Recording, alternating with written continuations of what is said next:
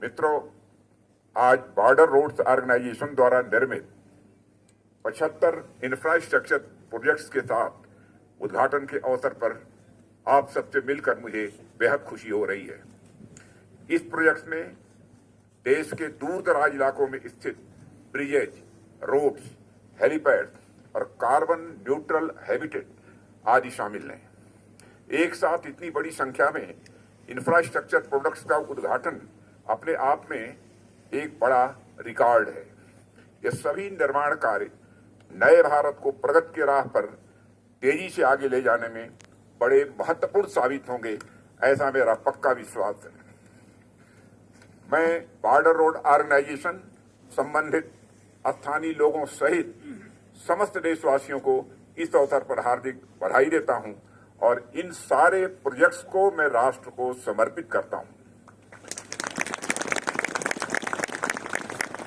साथियों, आजादी के अमृत महोत्सव के उपलक्ष्य में राष्ट्र को 75 यानी 75 इंफ्रास्ट्रक्चर प्रोजेक्ट समर्पित करना बीआरओ की एक नई सोच, नया उत्साह और देश के प्रति जिम्मेदारी की उनकी भावना को दिखाता है।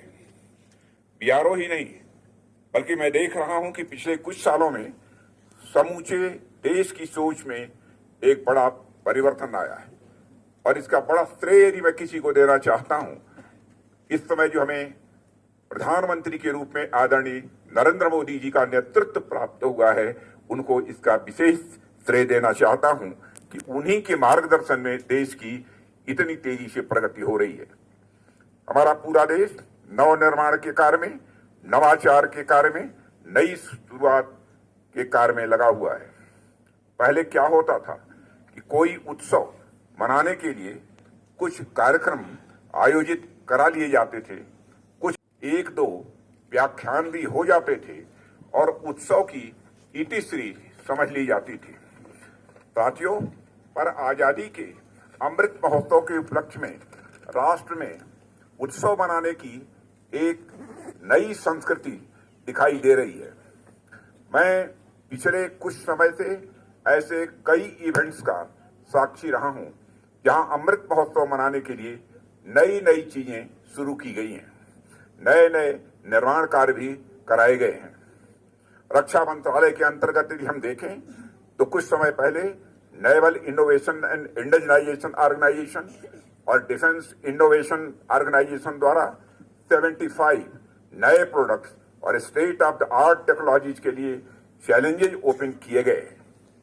हाल ही में डिफेंस एक्सपो 2022 में मिशन डेफ स्पेस के तहत 75 चैलेंजेज स्पेस से संबंधित टेक्नोलॉजीज के लिए ओपन किए गए। साथियों, बीआरओ ने भी कुछ समय पहले 75 बीआरओ कैफे ओपन किए थे, जिसका उद्घाटन मैंने स्वयं किया था और आज बीआरओ द्वारा राष्ट्र को 75 नए इंफ्रास्ट्रक्चर प्रोजेक्ट का समर्पण किया जा रहा है। इसी तरह बाकी क्षेत्रों में भी विभिन्न मंत्रालयों और विभागों द्वारा आजादी का अमृत महोत्सव मनाने के लिए कई प्रकार की शुरुआत की गई है, जो नए भारत की नई और रचनात्मक सोच को यह दर्शाता है।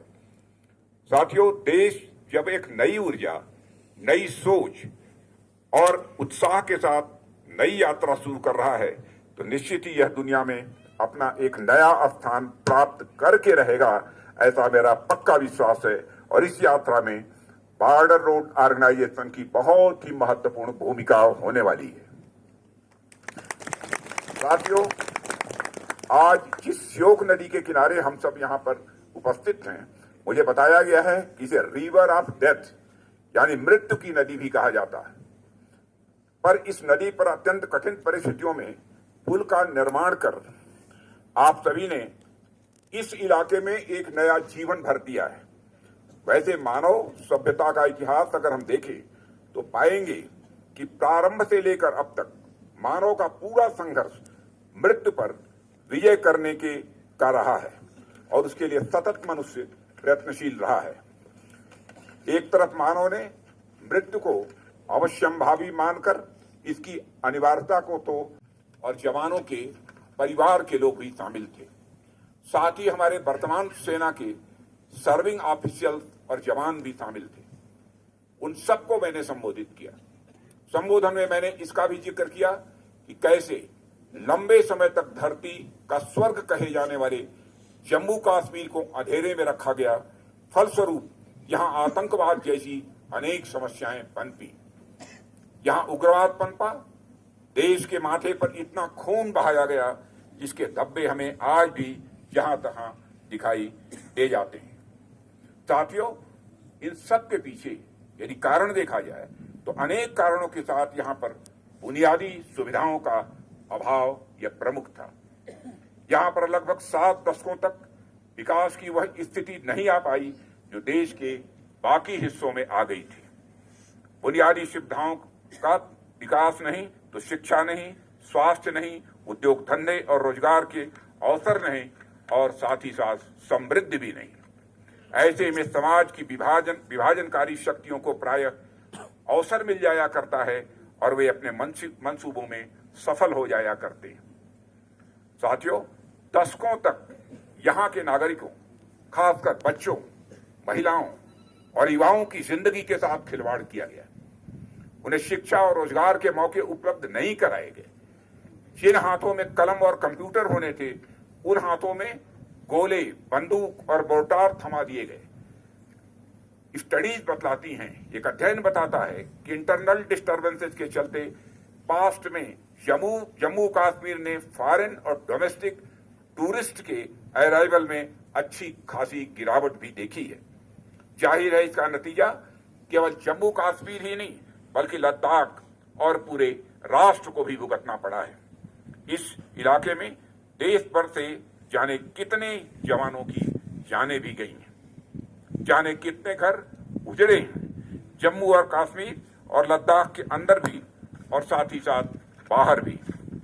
पर मुझे यह कहते हुए बेहद खुशी होती है कि देर आए दुरुस्त आए, देर से ही सही पर जम्मू कश्मीर में भी विकास की धारा अब बह निकली है। सरकार के अथक प्रयासों से इस इलाके में उम्मीदों की एक नई सुबह हुई है। मुझे मालूम है कि प्रातःकाल में विकास का सूरज अभी धीरे धीरे चल रहा है, पर वह दिन दूर नहीं जब यह पूरा इलाका विकास की रोशनी से जगमगा उठेगा। कनेक्टिविटी की सुविधा से इस इलाके समेत देश के बाकी दूरस्थ इलाके भी शेष भारत से और मजबूती के साथ जुड़ेंगे और राष्ट्र को प्रगति के पथ पर अग्रसर करने में अपनी महत्वपूर्ण भूमिका वे निभाएंगे। इन सब में बीआरओ का भी बड़ा अहम योगदान होगा, ऐसा मेरा विश्वास है। साथियों, देश हर दिन बीआरओ की नई उपलब्धियों के बारे में सुन रहा है। यह बीआरओ के कर्मियों के डेडिकेशन यानी समर्पण, कमिटमेंट और लेफ्टिनेंट जनरल राजीव चौधरी डीजीपीआर के दूरदर्शी व कुशल नेतृत्व के द्वारा ही यह संभव हो सका है। लेफ्टिनेंट जनरल चौधरी देखन में छोटे लगे घाव करें गंभीर वाली कहावत वो चरितार्थ करते हैं। यानी जब से अपने बीआरओ का कार्य संभाला है, मैं देख यह स्वतः आपकी निष्ठा, समर्पण और कर्तव्य परायणता का यह प्रमाण है। इसके लिए आप सराहना के पात्र हैं।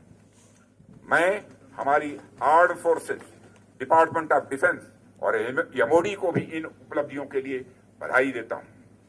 मैं आप सभी से सदैव नव निर्माण में रत रहने का आह्वान करता हूं।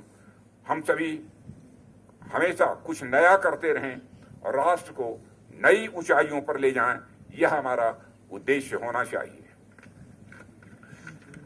अंत में ज्यादा कुछ न कहते हुए मैं एक बार फिर आप सभी को के सम्मिलित प्रयासों की यहां मैं सराहना करता हूं और मैं इन इंफ्रास्ट्रक्चर प्रोजेक्ट्स के उद्घाटन के अवसर पर आप सभी और समस्त देशवासियों को बधाई देते हुए अपना निवेदन यहीं समाप्त करता हूं। आप सबको बहुत बहुत धन्यवाद।